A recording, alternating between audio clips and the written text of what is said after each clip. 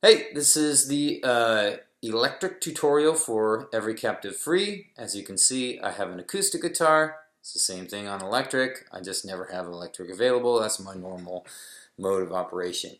So, during the verse of this song, there's hardly anything going on. In fact, I don't want anything going on electric, really, unless you want to just have slight little atmospheric ambient sounds. That's fine, but we don't have the equipment right now for that. So you come in during the pre-chorus. Now I have the song in E. It's originally in G. So in E, you can go, it's a nice slide down the neck. You can just go. But if you play those chords outright, it's too much. You have to play something smaller. So what I suggest doing is putting your ring finger and your pointer finger on the D and G strings respectively. So D string, 11th fret, and the G string on the 9th fret. And you just slide down.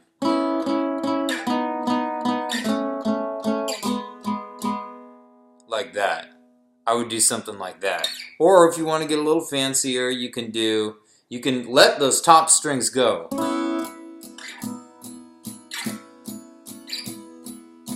That actually sounds kind of nice because those top strings are okay. If you want the whole chord, you're really playing down here with your pointer finger on the ninth fret of the E string, and then 11th, 11th, and back to 9th, and then the top two strings ring out.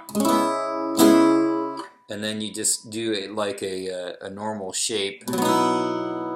So 7th fret, 9th fret, 9th fret, 8th fret, and then open, open.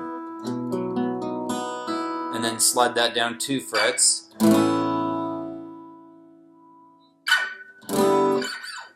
Well, you would go back to the E.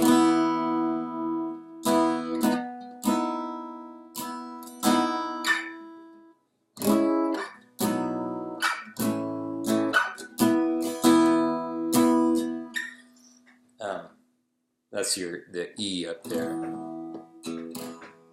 But I wouldn't play the whole thing, so play just the top part of it, like the.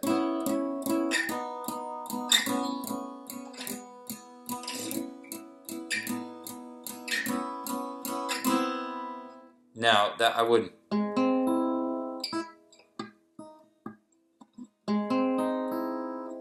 I wouldn't play. I would just play that when I come to that, whatever that is. Oh, G sharp minor 7, or G sharp major 7. Excuse me. So I'm playing, and then I'm going down to the 9th, or sorry, I should say G string on the 8th fret, D string on the 9th fret, and then I'm sliding down 2 frets, same thing.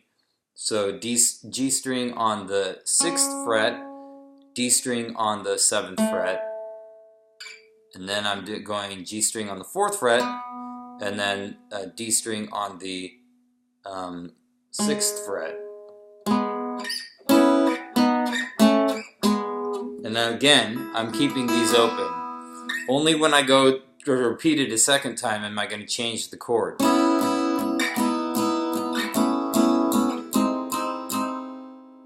Because it's a different chord there. It's the G major 7 chord, G sharp major 7 chord. So you want to mute that top string, because if it rings, it's going to sound bad. Either that, or you can. That sounds good too. So you're barring the 4th fret, your ring finger on the D string 6th fret, your middle finger on the G string 5th fret, and then the 4th, barring that 4th. Or if you want to play the whole thing, you could just do that.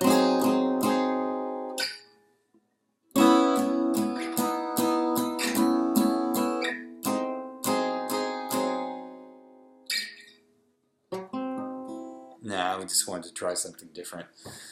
That's probably not going to work. Okay, so that's your going into that. I have seen you in your captivity, and I will open up every prison door. So rise and shine, for your light has come, and my glory is shining upon you. I don't remember what I have there. I have to pull it up here. And my glory is shining up. Or you could just go shining up, and then go back up to your B. I would prefer to just play it like,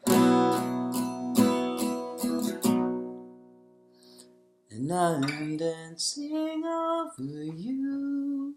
So it's pretty easy. And my glory is shining upon.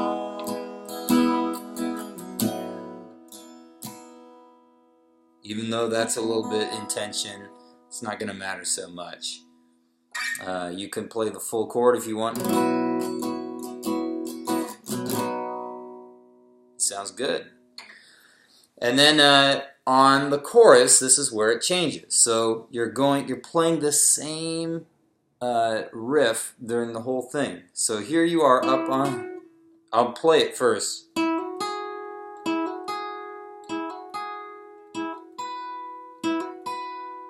So you're alternating between those two things. If you listen to the recording, you can hear the timing of it. So I'm up here, I'm barring these two strings, the G string and the B string, with my pointer finger, and I'm hammering on with my ring finger onto the 11th fret. And I'm playing this B string here on the 9th fret, which is where I've barred. And you want them to ring as much as possible.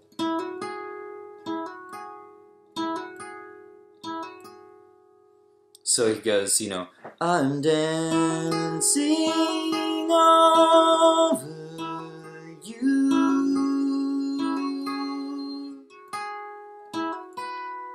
Then he changes. So instead of playing this on the 9th fret, you put your pinky up here. You're using this as an anchor here, and you put your pinky on the 12th fret of the B string. So you got to have a little bit of strength in your fingers for that.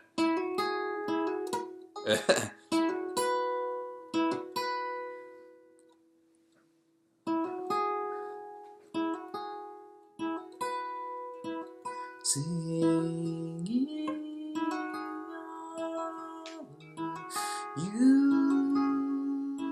songs of deliverance and and then he switches off. I can't remember the exact rhythm, but it's something like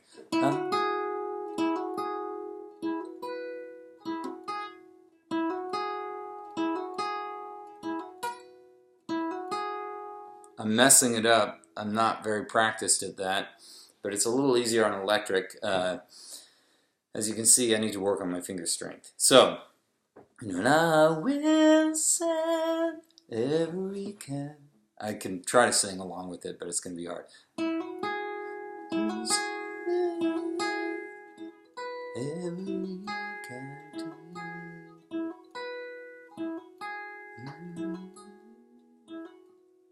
I'm messing it up. I think he does 2 like this, and then 1 like this, and then finishing it up with 1 more. I'm not sure about that. So then, in between the last chorus and the bridge, there's a little slide guitar part.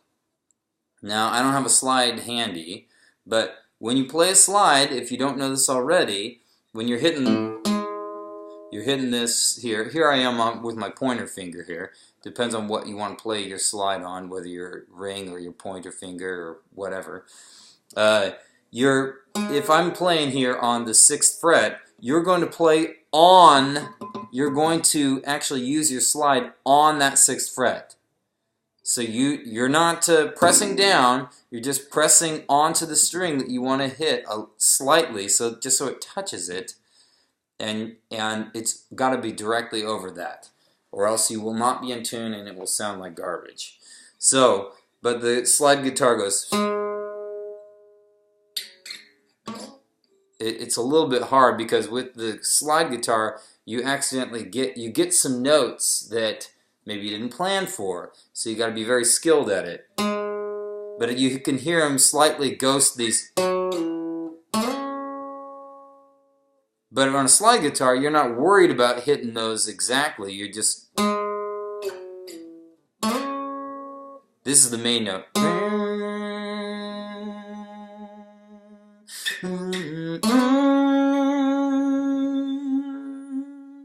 And then he's got.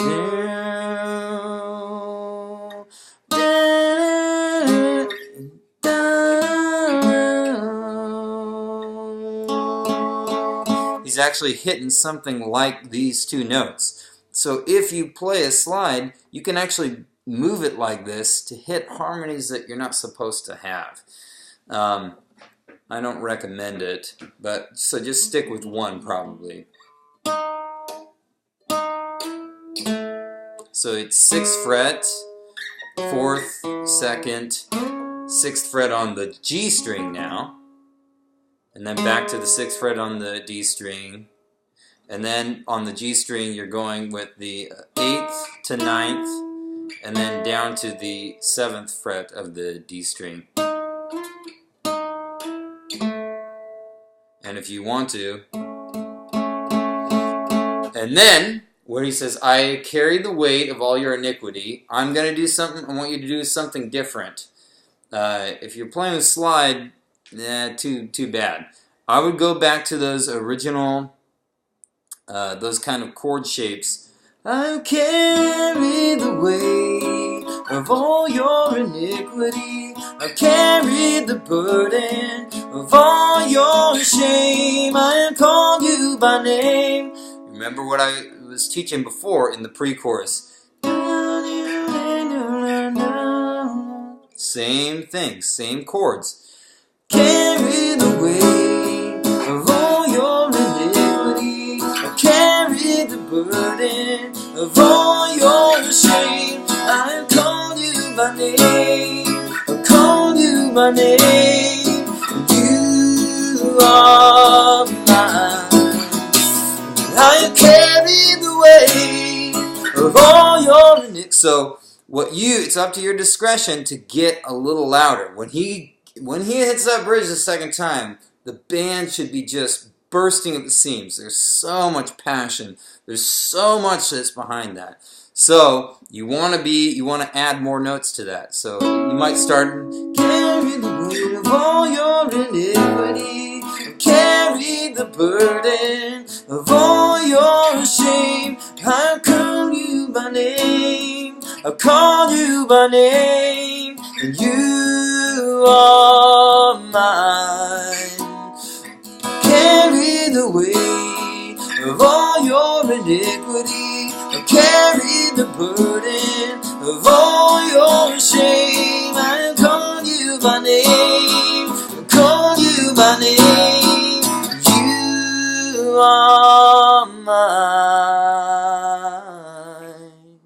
So you see how I added a little bit to it as it got more and more intense? It will make a big difference when you add just one more string to an electric. It adds that much more depth, that much more grunge, I guess you could say to it. And when you hit that last chord, oh man, so good. And you let that just hang, and then electric, you're basically done. So that's how you can do the electric part. Now, if you would rather just I missed one thing. When you go back to the verse the second time, I would just do, I don't know, just do what feels right.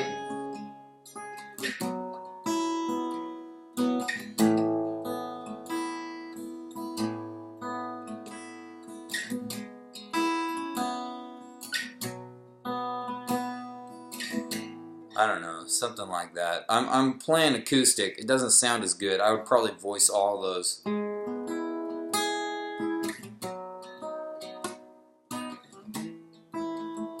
messing that up. It's up to you. Anyway, that's essentially how I want it played. Thanks.